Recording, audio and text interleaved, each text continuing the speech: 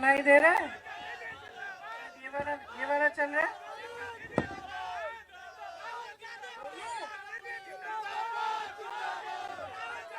पहले बताओ सुनाई दे रहा है? एक ही रखूं? यही रख लेते हैं, ठीक है। इसको नीचे कर, वो चल नहीं रहा।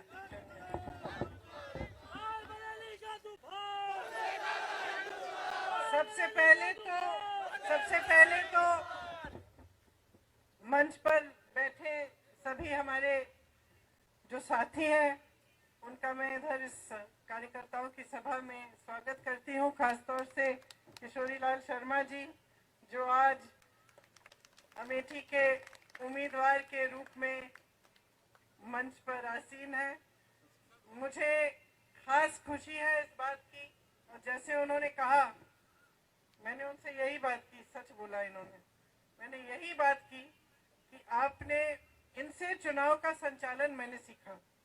जब मैं पहली बार यहाँ 99 में आई थी अमेठी में माताजी का चुनाव लड़ने, उस समय मेरी माताजी शायद एक दिन के लिए अमेठी आई, 5 मीटिंग की, हर विधानसभा में 1 मीटिंग, और बाकी समय किशोरी जी और मैंने उनके चुनाव का संचालन किया और पूरा प्रचार किया।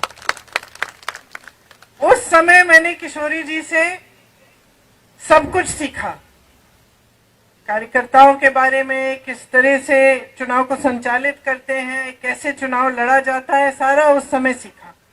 तो अब जब हमारी बात हो रही थी तो सही है, कह रहे थे कि आप ही लड़ लीजिए ना, तो मैंने कहा देखिए आपने बहुत चुनाव लड़ाए हैं, इस बार मैं आपको चुनाव लड़ाऊंगी और आप चुनाव जीतेंगे। तो मैं यहाँ आई हूँ अपने बड़े भाई का चुनाव लड़वाने के लिए और अपने साथी किशोरी जी का चुनाव भी लड़वाने के लिए। अब आप हमारे प्यारे कार्यकर्ता हैं, मेरी बहनें बैठी हैं, आपकी तो उम्र वही लग रही है जो 20 साल पहले लगती थी लक्ष्मी जी। सब पहचाने हुए चेहरे हैं, आप परिवार के सदस्य हैं। हम सब साथ अलग अलग परिस्थितियों में लड़े हैं, और अगर हम में एक खासियत है हम सब में, तो वो ये है कि हिम्मत है हम में लड़ने की। मैं आपके बारे में ये जानती हूँ क्योंकि हमने चुनाव के समय क्या क्या देखा, किस तरह की लड़ाइयाँ। मुझे याद है एक समय एक बूथ था जहाँ कोई खड़ा भी नहीं होना चाह रहा था पोलिंग बूथ में। उस समय किशोरी जी अपने कुछ साथी लाए थे कि आप खड़े हो जाओ यहाँ पे, बहुत खतरनाक सी ऐसी परिस्थितियां बनी हुई थी वहाँ। और मुझे याद है कि मुझे फोन आया 4:30 बजे कि दीदी आप आ जाओ लेने के लिए, नहीं तो यहाँ पे तो पूरा होने वाला है। तो उस जमाने से लेकर जब बिल्कुल मुश्किल परिस्थितियों में हम एक साथ इकट्ठे होकर दिन रात हमने काम किया और हम लड़े, ये बात हमने साबित की कि यहाँ का जो कार्यकर्ता है, अमेठी का जो कार्यकर्ता है, मुश्किल से मुश्किल परिस्थितियों में खड़ा रहता है, दृढ़ रहता है, मजबूत रहता है और कभी हिम्मत नहीं हारता। क्यों? ये गहरी बात है, आपको गहराई से समझना पड़ेगा कि ये क्षेत्र क्या है और इसका इस देश में महत्व क्या है, इस देश के इतिहास में महत्व क्या है। किशोरी जी ने जिक्र किया किसान आंदोलन का। कौन सा किसान आंदोलन? जो मोतीलाल नेहरू जी और जवाहरलाल नेहरू जी के समय था, ब्रिटिश साम्राज्य के समय। पहली बार जब मोतीलाल नेहरू जी और जवाहरलाल नेहरू जी गिरफ्तार हुए तो यहीं रायबरेली में हुए। जब वो किसानों के आंदोलन में शामिल हुए तो ब्रिटिश साम्राज्य ने उनको गिरफ्तार किया। तब से लेकर आज तक जितनी भी लड़ाई हुई है चुनाव के समय रायबरेली में, वो हमेशा एक तरफ लोकतंत्र, एक तरफ सत्य, एक तरफ सच्चाई और दूसरी तरफ हमेशा किसी न किसी तरह का आतंक और एक ऐसी राजनीति जो जनता को सर्वोपरि नहीं रखती थी। और हमेशा इस लड़ाई में आप खड़े हुए हैं लोकतंत्र के लिए, आपने जिताया है सच्चाई को, सत्य को, और लोकतंत्र के जो मूल हैं, जो असूल हैं, उन्हीं को आपने जिताया है। कभी कभी आपको लगा कि आप नाराज हुए शायद, तब भी आपने सही रास्ता दिखाया। इंदिरा जी जब हारी रायबरेली से तो नाराज नहीं हुई आपसे, उस हार से वो सीखी, उस हार से उनके मन में ये भावना आई कि हाँ, जनता मुझसे नाराज है, मैंने कुछ गलत हो सकता है किया है, और फिर उस पर मंथन करके उन्होंने एक दूसरा रास्ता, अलग रास्ता पकड़ा और अगली बार चुनाव जीती। तो ये आपकी जो भूमिका रही है, रायबरेली की जनता की भूमिका, वो यही भूमिका रही है कि आपने इस देश के लोकतंत्र का प्रतीक यहाँ पे रायबरेली में पूरे देश को दिखाया है।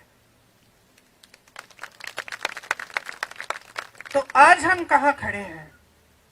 आज देश की परिस्थितियां जो हैं कई स्तरों पे उनसे अलग नहीं है जो उस समय ब्रिटिश साम्राज्य की ने परिस्थितियां बनाई थी। क्यों? क्योंकि आज देश का जो गरीब है, देश का जो किसान है, उसको एकदम नकारा जा रहा है। जितनी भी नीतियां 10 सालों में नरेंद्र मोदी जी की सरकार में बन रही हैं, वो किसी गरीब के बारे में सोचते हुए या उसकी समस्याओं को सुलझाने के लिए नहीं बन रही है, वो बड़े बड़े खरबपतियों के लिए बन रही है। और आज ये सच्चाई है कि देश का किसान पिस रहा है, मेहनत करता है, पसीना बहाता है, धरती को सींचता है अपने पसीने से, लेकिन उसकी मेहनत की कमाई उसके लिए पूरी नहीं हो रही है। आज आप जॉब करते हैं या कहीं पे आपकी नौकरी मजदूरी लग जाती है किसी गरीब की, तो जितना भी कोशिश करे, जितनी भी मेहनत करे, काफी कमा नहीं पा रहा है कि उसका जीवन सुविधापूर्ण और अच्छी तरह से बीते। चाहे बच्चों की शिक्षा हो, चाहे आगे जाके रोजगार ढूंढना हो, कुछ भी हो, आगे बड़ी बड़ी समस्याएं हैं और सब इन समस्याओं का सामना कर रहे हैं, लेकिन सरकार का कोई समर्थन नहीं आ रहा है। सरकार की नीति यह है कि लो 5 किलो का राशन ले लो और हम आपको बड़े बड़े इवेंट दिखाएंगे, हम आपको बताएंगे कि सब अर्थव्यवस्था कितनी मजबूत हो रही है, ये आपको बताएंगे। आपके जीवन में ये सच्चाई नहीं दिख रही है। जितने भी ऐसे संस्थान थे जो लोकतंत्र को मजबूत बनाते थे, उन सब को कमजोर किया हुआ है नरेंद्र मोदी जी की सरकार ने। चाहे आप मीडिया को लें, चाहे आप कोर्ट्स को लें, न्यायपालिकाओं को लें, सबको पूरी कोशिश रही है कि इनको कमजोर किया जाए। चाहे आप संसद को लें, ये पूरी कोशिश रही है कि संसद की मजबूती भी कम की जाए, क्योंकि इनकी ये नीति है और इनकी ये इच्छा है कि जनता के जो अधिकार हैं वो कमजोर रहे और इनकी जो सत्ता है वो बढ़ते जाए। ये एकदम हमारे लोकतंत्र के जो असूल हैं उसके विपरीत है। आज देश में जो हो रहा है उसको समझना बहुत जरूरी है। मैं जानती हूं आप बहुत सक्षम कार्यकर्ता हैं कांग्रेस के, पूरी तरह से आप जानकार हैं, आप समझते हैं कि देश में क्या क्या हो रहा है, राजनीतिक तौर पे भी, सामाजिक तौर पे भी।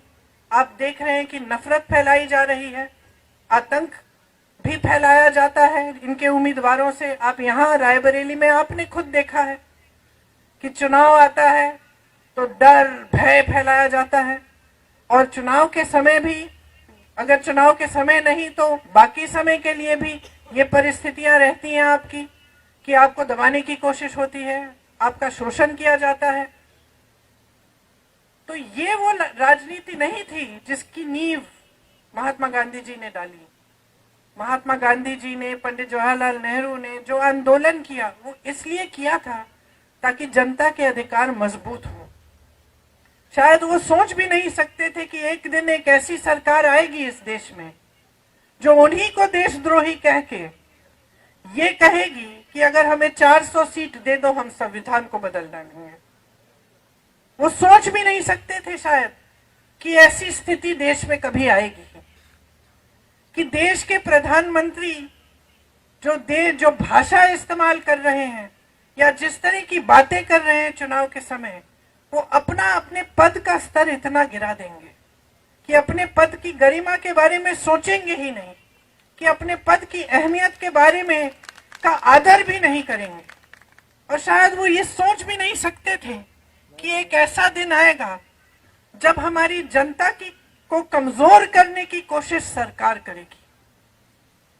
हमारे देश की, हमारे धर्म की परंपरा रही है। किसी भी गुरु की सीख आप देख लीजिए, पूरे हिंदू धर्म में, कल्याण सिंह जी, सिख धर्म में भी, सब धर्मों में जो भी परंपरा रही है, जो भी हमें सिखाया गया है, वह यही सिखाया गया है कि सेवा का धर्म होना चाहिए, सत्य के पथ पे चलना चाहिए, और देश में जनता जो है, जो गरीब है, जो किसान है, जिसके पास कम है, जो कमजोर है, वही सर्वोपरि होना चाहिए। यही हमारी राजनीति का हमेशा आधार रहा है।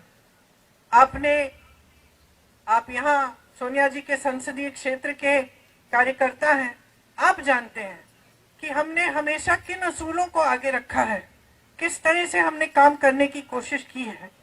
हमने विकास को सर्वोपरि रखा। यहाँ किशोरी जी ने आपको बताया, लेकिन बताने की जरूरत नहीं है, आप जानते हैं, चाहे एम्स हो, चाहे कुछ भी हो, चाहे आईटीआई हो, चाहे कुछ, पूरे अमेठी में जितना विकास एक समय में किया गया था, जब क्षमता थी, सरकारें थी, तो पूरा विकास हमने कराया, और इसमें हम कभी पीछे नहीं हटे। मैं हमेशा मिसाल देती हूँ कि मैं अपने पिताजी के साथ अमेठी आती थी, और उसी तरह से आप जानते हैं कि माता जी के साथ कई बार रायबरेली आई। गांव में हम जाते हैं, जनता डांट देती है, कोई कह देता है कि भाई सड़क नहीं बनाई, हमने आपको नल के बारे में पूछा था, 6 महीने हो गए, साल भर हो गया, आपने अभी तक नल नहीं लगवाया। ये एक आपका अधिकार रहता है। यही हमारी राजनीति रही है कि आपका अधिकार है, आप डांटो, आप नाराज हो, आप सवाल उठाओ, आप लड़ो हमसे। कितनी बार आपने डांटा है मुझे, एक आध बार मैंने भी डांट दिया, उसके लिए माफी मांग ली मैं। तो ये हमारी राजनीति यही रही है कि अधिकार आपका है, सत्ता देने वाले आप हैं। आज अगर हम अकेले चुनाव लड़ने जाएं, आपके बिना, आपकी मदद के बिना, तो वो नतीजा नहीं आएगा जो तब आता है जब आप सब लगते हैं, आप सब दिल से काम करते हैं, और हमारे साथ जनता जुड़ती है। और यहाँ की जनता हमेशा जागरूक रही है।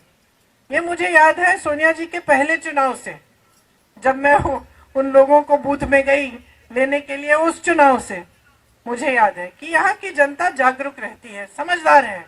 आप जानते हैं कि काम करने वाला कौन है, आतंक फैलाने वाला कौन है। आप जानते हैं कि हमारी सुनवाई कहाँ होगी और हमें धमकाया कहाँ जाएगा। ये आपको अच्छी तरह से ये सारी चीजें अपने क्षेत्र के बारे में मालूम है। और यहाँ की खूबी ये है कि सिर्फ अपने क्षेत्र तक सीमित नहीं, आप पूरे देश की राजनीति को अच्छी तरह समझते हैं।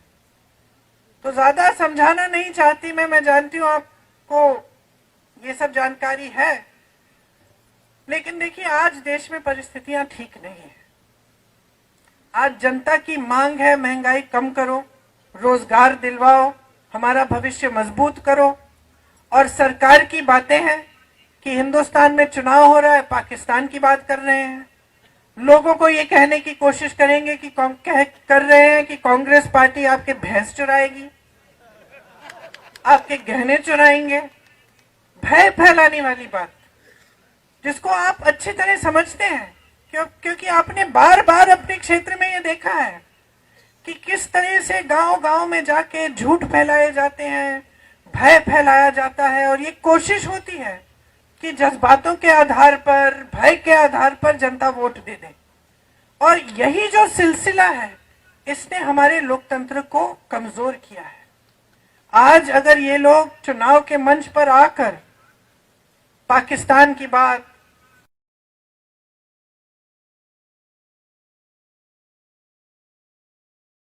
पर आंच आने वाली है, या आपको घबराने की जरूरत है, तो आप समझते हैं कि ये इसलिए कर रहे हैं क्योंकि इससे आपके जज्बात उभरेंगे और इनको वोट मिलेंगे। और एक बार इनको वोट मिल जाता है, इनको सत्ता मिल जाती है, तो आपने खुद अनुभव किया है कि 10 सालों में आपके लिए क्या नहीं किया है, क्या किया है इन्होंने। जो जो प्रोजेक्ट ये दिखा रहे हैं अपने इश्तिहारों में, ज्यादातर वो प्रोजेक्ट कांग्रेस के जमाने में पास हुए, तब शुरू हुए, अब जाके बन रहे हैं। परिवारवाद की बात करते हैं, जितने भी लोग ये कहते थे कि परिवारवाद परिवारवाद, अब इनकी पार्टी में देखिए तमाम बेटे बेटियां चाची चाचियां सब इनकी पार्टी में इकट्ठे हो रहे हैं। फिर परिवारवाद की बात कहां गई? भ्रष्टाचार की बात करते हैं। सबसे बड़ा भ्रष्टाचार का तो स्कीम इन्होंने निकाला है, इलेक्टोरल बॉन्ड का स्कीम। इन्होंने तो इसको एक स्कीम बना दी, स्कीम बना दी कि जो भी चंदा देगा भाजपा को उसका नाम गुप्त रहेगा। जब नाम बाहर आए तो इनकी बदौलत बाहर नहीं आए। बाहर आए इसलिए क्योंकि सुप्रीम कोर्ट में केस लगा और न्यायाधीशों ने बोला कि बाहर निकालो लिस्ट, अब सूची देखिए। और ये सब बातें आपको समझानी चाहिए लोगों को, किस किस से चंदा लिया है। जिसने गुजरात में वो पुल बनाया, जो पुल गिर गया, जिसमें सैकड़ों लोगों की जिंदगी गई, उस पुल बनाने वाली कंपनी से चंदा लिया। वैक्सीन बनाने वाली कंपनी से 52 करोड़ रुपए चंदा लिया। जिसको धमकाया था, जिसपे छापे लगाए थे, उनसे चंदा लिया, छापे बंद। जिसपे केस लगाए थे, चंदा लिया, केस बंद या ठंडे बस्ते में। और इसका नतीजा क्या हुआ कि भाजपा दुनिया की सबसे अमीर पार्टी बन गई। दुनिया की सबसे अमीर पार्टी है। वो आपकी भावनाएं कैसे समझ पाएंगे? आपने हमेशा जो काम किया है एक भी पैसा लेने के बिना किया है। आपको वेतन नहीं मिलता, आप कांग्रेस के कार्यकर्ता हो, आप जन सेवा करते हो, सेवा की भावना से करते हो। उन्होंने दुनिया भर का चंदा इकट्ठा करके अपनी पार्टी को दुनिया की सबसे अमीर पार्टी बना दी। और वो कहते हैं कि कांग्रेस पार्टी भ्रष्ट है। कांग्रेस के खाते बंद कर देते हैं चुनाव के समय, दो सीएम को जेल में डाल देते हैं चुनाव के समय। ये सब क्यों कर रहे हैं? सिर्फ सत्ता में रहने के लिए। इनकी बड़े बड़े खरबपतियों के साथ सांठगांठ है। 16 लाख करोड़ रुपए उनको माफ किए हैं। जो हमारा किसान 10,000 रुपए के लिए, 50,000 रुपए के लिए आत्महत्या कर रहा है क्योंकि वो कर्ज चुका नहीं पा रहा है, अपनी बेटी की शादी करा नहीं पा रहा है, उसके लिए एक पैसा माफ नहीं। आज ये है परिस्थिति और सच्चाई इस सरकार की। आप टीवी चलाएंगे तो आपको ये सच्चाई नहीं दिखेगी। आप टीवी चलाएंगे तो आपको सब सुनहरा दिखेगा। आपको दिखेगा कि देश आगे बढ़ रहा है, G20 हो रहा है, राष्ट्रपति और प्रधानमंत्री अलग अलग दुनिया के अलग अलग देशों की प्रशंसा कर रहे हैं। आपको बताया जाता है कि मोदी जी इतने बड़े नेता बन गए हैं कि वो चुटकी भर में युद्ध रोक सकते हैं पूरी दुनिया में। बहुत बढ़िया, रोकिए, फिर युद्ध रोकिए, लेकिन उसके साथ साथ एक आध रोजगार भी तो दिलवा दीजिए देश में। इतनी सत्ता है, इतने बड़े नेता हो, 10 साल से तुम्हारी सरकार है, जो किया है उसके बारे में तो बताइए जनता को। लेकिन जनता का इस कदर निरादर हो रहा है आज हमारे देश में कि नेता समझ गए हैं कि उनको जनता को कोई के प्रति कोई जवाबदेही नहीं है, उनकी जवाब देने की जरूरत ही नहीं है। एक बात मेरे मन में बैठ गई, जब मैं यहाँ 22 में चुनाव के लिए काम कर रही थी, बघेल जी आए थे और मैंने कहा था उनके लिए हमने आयोजित किया था एक प्रोग्राम जिसमें वो बिजनेस के लोगों से वो उनकी बातचीत हो रही थी। तो उसके बाद जब बघेल जी आए और मैंने पूछा कि भाई कि कैसा रहा प्रोग्राम, तो बताने लग गए कि दीदी यहाँ एक बड़ी अजीब परिस्थिति है। मैंने कहा क्या? कहते सवाल नहीं पूछते, ज्यादा थोड़े डरे हुए हैं लोग। तो मैंने कहा आपको क्या लगता है क्यों? तो कहते हैं दबाव रहता होगा, सरकार का दबाव रहता होगा। फिर उन्होंने एक बात कही, कहा है कि दीदी हमारे छत्तीसगढ़ में तो एकदम अलग है। तो मैंने कहा क्यों? कहते देखिए, हमारा जब ध्यान काम पे रहता है ना, तो जनता हमको कुछ भी पूछ सकती है। हमें मालूम है कि हमें काम के आधार पर वोट लेना है, तो हमारी जवाबदेही जनता के प्रति रहती है। यहाँ पे क्या परिस्थिति है, उत्तर प्रदेश की बात कर रहे थे कि वोट लेने के समय नेता जानता है कि धर्म की बात करेगा उसको वोट मिल जाएगा, तो एक तरह से उसने अपनी जवाबदेही खत्म कर दी है, क्योंकि अब वो जान गया है कि चुनाव के समय मैं जज्बातों की बात कर दूंगा, मैं धर्म की बात उठा दूंगा, वोट तो मुझे मिलने ही मिलने हैं, तो फिर मैं काम क्यों करूं? तो ये भावना जब किसी ऐसे व्यक्ति के दिल में आ जाती है जिसके पास इतनी सारी सत्ता है कि भाई मुझे काम करने की जरूरत ही नहीं है, बगैर काम किए धर्म की बात करके या बड़े बड़े सपने दिखा के या बड़े बड़े झूठे वादे करके ही मुझे वोट मिल जाएंगे, तो काम करना बंद कर देता है जो सही काम है। और उसका ध्यान कहाँ जाता है? अपनी सत्ता के प्रति, किस तरह से अपनी पार्टी के लिए धन इकट्ठा किया जाए, किस तरह अपने खरबपति मित्रों को मजबूत बनाया जाए। और साठ गांठ की बारे में मैंने क्यों बात की? क्योंकि आज देश की पूरी मीडिया बड़े बड़े खरबपतियों की है। जो पैसे, जो धन भाजपा ने इकट्ठे किए हैं, किसके पैसे हैं? कहां से आया है वो धन? जो 16 लाख करोड़ रुपए माफ किए गए हैं इन खरबपतियों को, वो किसका धन है? देश का धन है। मोदी जी का धन नहीं है, वो देश का धन है, वो आपकी संपत्ति है। तो ये सारी बातें आज हमें समझनी पड़ेंगी, क्योंकि अगर हम इन बातों को ठीक से नहीं समझेंगे तो हम बाकी लोगों को कैसे समझाएंगे कि कितनी भीषण परिस्थितियां हैं आज देश में, और हमारा पूरा जो लोकतंत्र है वो खतरे में है। हम बार बार बोलते हैं मंच पे, लोकतंत्र खतरे में है, लोकतंत्र खतरे में है। इसका मतलब क्या है? जो गांव में रहता है, जो किसान है, जो गरीब है, उससे क्या मतलब है इस लोकतंत्र का? ये समझाना जरूरी है कि इस लोकतंत्र ने अधिकार दिया है आपको, वोट का अधिकार, जो सबसे बड़ा औजार है जिससे आप अपने जीवन में बदलाव ला सकते हैं या फिर आप अपने भविष्य को अंधकार में भी ढकेल सकते हैं। ये समझाना जरूरी है। ये समझाना जरूरी है कि अगर संविधान बदलेगा, इसका मतलब क्या है? क्या आपका वोट कल को आपको नहीं मिलेगा? क्या आरक्षण कम हो जाएंगे? क्या जो आपके अधिकार हैं, जैसे कांग्रेस ने आपको भोजन का अधिकार दिया, जनता को शिक्षा का अधिकार दिया, इनका क्या होगा अगर संविधान बदलेगा? ये सब बातें समझानी बहुत जरूरी है। बाकी शायद 329 घंटे हैं अभी से लेकर चुनाव तक। 2-4 घंटे हर रोज सोने के लिए रख लीजिए, बाकी सब मेरे हैं।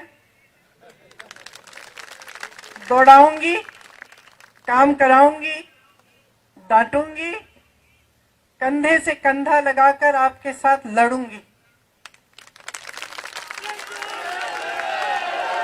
और अगर एक सेना है इस पूरे देश में जो लड़ना जानती है, तो ये सेना है।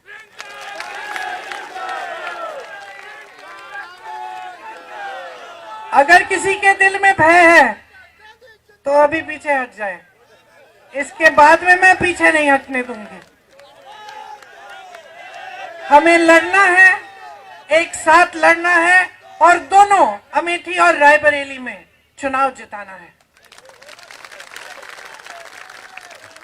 ये राहुल भैया का चुनाव है, ये राहुल भैया का चुनाव है। हम सबके लिए एक निजी बात है, हमारे सम्मान की बात है, लेकिन इससे बहुत बड़ा चुनाव भी है। आज जो रायबरेली और अमेठी से संदेश जाएगा, वो इस देश के लोकतंत्र को बचाने का संदेश जाएगा। ये वो किला है जो भाजपा गिरा नहीं पाई पिछले चुनाव में। ये वो किला है जिसकी रक्षा आपने की, यहां से हमेशा इस देश को सही संदेश ही जाता है। जब ये संदेश हमारे पक्ष में नहीं गया, मैंने बात की इसके बारे में, इंदिरा जी के बारे में, तब भी आप जागरूक थे, आज भी आप जागरूक हैं।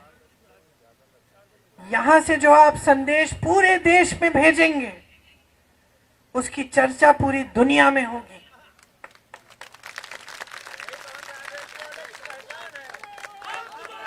तो आपकी लड़ाई आज सिर्फ राहुल गांधी जी के लिए नहीं है। आपकी लड़ाई सिर्फ हमारे लिए, अपने लिए नहीं है। आपकी लड़ाई अपने गांव के हर एक व्यक्ति के लिए है, अपने शहरों के लिए है, अपने प्रदेश के लिए है और अपने देश के लिए है। इस मिट्टी के लिए है जिसके लिए बड़े बड़े नेता शहीद हुए। आज परिस्थितियां ये है कि इंदिरा गांधी जैसी शहीद महान महिला को ये लोग देशद्रोही कह रहे हैं। यहां आपके साथ कंधे से कंधा लड़ा के लड़ी, हमेशा सही पथ पर, सत्य के पथ पर चली। महान संघर्ष हुए उनके जीवन में, आपने साथ दिया। जब आपको टोकना था, आपने टोक भी दिया, साथ नहीं छोड़ा। ना उन्होंने आपका साथ छोड़ा, ना आपने उनका साथ छोड़ा। मैं तो नहीं छोड़ने वाली साहब।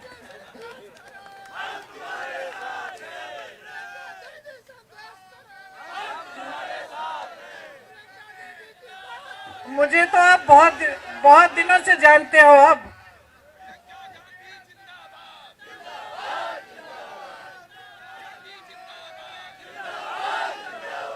ये वो मिट्टी है, ये वो मिट्टी है इस देश की जिसमें मेरा परिवार का खून मिला हुआ है, जिसके लिए हम आज लड़ रहे हैं, जिसके लिए आपके पूर्वजों ने जान दी है, आपके पूर्वजों ने पसीना और खून बहाया है। ये वो मिट्टी है, ये इस देश की सबसे पवित्र मिट्टी है हमारे लिए। इसके लिए हम लड़ रहे हैं। हम इस देश के जन जन के स्वाभिमान के लिए लड़ रहे हैं। हम इस देश के जन जन के अधिकारों के लिए लड़ रहे हैं। हम लड़ रहे हैं उस सब चीजों के लिए जिसके लिए हमारे पूर्वज लड़े थे। आज ये देश की परिस्थिति है, ये आपको गहराई से समझना पड़ेगा। और ये जो लड़ाई जो है, आपको एकदम सीना तान के मजबूती से लड़नी पड़ेगी। तैयार हो?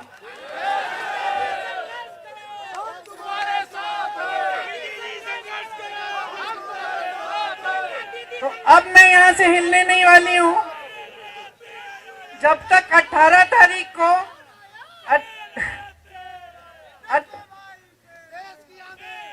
मैं शेरनी हूं, शेरनी।